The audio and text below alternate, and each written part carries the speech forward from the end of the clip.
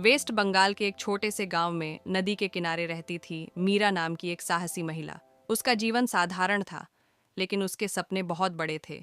कई साल पहले बीमारी के कारण उसके पति का देहांत हो गया था। पीछे रह गए दो छोटे बच्चे, बेटा राहुल और बेटी काकली। पति के जाने के बाद मीरा के जीवन में अंधेरा छा गया। घर में बस आधा बीघा जमीन थी, जिससे ठीक से गुजारा नहीं होता था। बच्चों का पेट भरने के लिए मीरा दूसरों के घरों में काम करती, खेतों में धान काटती और मेले में पुआ पकवान बनाकर बेचती। कई बार ऐसा होता कि वह खुद भूखी रह जाती, लेकिन बच्चों को कभी भूखा नहीं सोने देती। राहुल धीरे धीरे बड़ा हो रहा था। उसने अपनी माँ की तकलीफ समझ ली थी। वह स्कूल के बाद गांव की किराने की दुकान पर काम करता, ताकि घर का खर्च चलाने में मदद कर सके।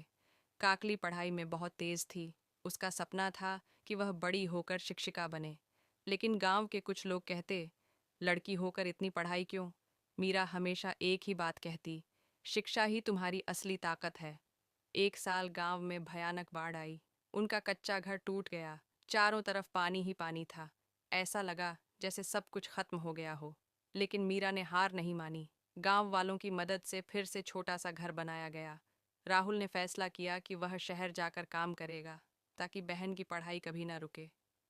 माँ से दूर जाना उसके लिए आसान नहीं था, लेकिन उसने अपने सपनों से ज्यादा बहन के भविष्य को महत्व दिया।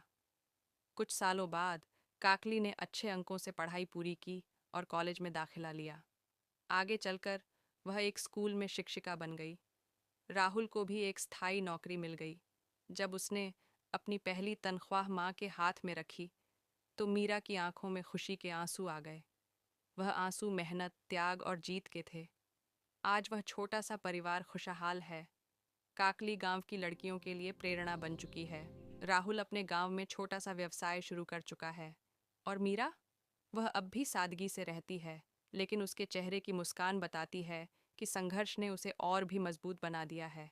यह कहानी हमें सिखाती है, गरीबी इंसान को रोक सकती है, लेकिन हिम्मत और शिक्षा के सामने टिक नहीं सकती। एक माँ का साहस पूरे परिवार की किस्मत बदल सकता है।